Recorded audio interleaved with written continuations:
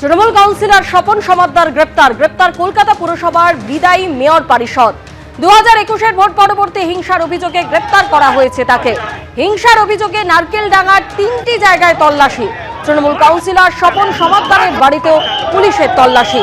56 নম্বর ওয়ার্ডে তৃণমূল কাউন্সিলর স্বপন সমাদ্দার।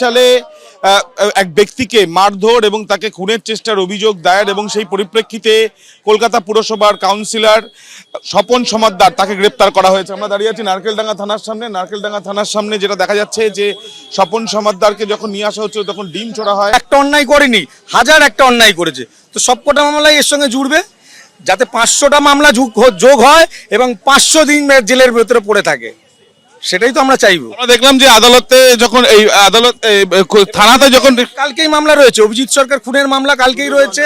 আপনি দেখেছেন যে পরেশ পাল যে হাজিরা দিচ্ছিল না, কালকে বলা হয়েছে বিচারক যে কঠোর ব্যবস্থা নেবে, তার মধ্যে এইটাও পড়ছে। ডিম ছোড়া হচ্ছিল, আমরা দেখলাম ডিম ছোড়া হয়েছে আর একটু দেরি হয়ে গেছে। আমরা থাকলে জুতো চটি সবই ছোড়া হতো।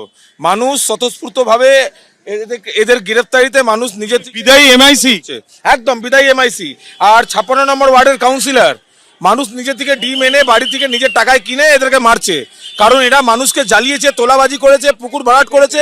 এর মধ্যে আমরা যেটা দেখতে পাচ্ছি যে এখানে পুলিশ পোস্টিং করা হয়েছে একেবারে সামনে, এবং সামনে এখানে দেখা যাচ্ছে বিজেপি কর্মী সমর্থক থেকে সাধারণ মানুষ তারাও এখানে রয়েছেন। স্বপন সমাদ্দারকে যখন এই নারকেলডাঙ্গা থানাতে ঢোকানো হচ্ছিল তখন কিন্তু গ্রেপ্তার করে তখন জনরোষ কিন্তু তার উপরে আছড়ে পড়ে এবং ডিম ছোড়া হয়, সেই ছবিটাই ধরা পড়ে। ক্যামেরায় স্বপন মজুমদারের সাথে আবির দত্ত, এবিপি আনন্দ, কলকাতা।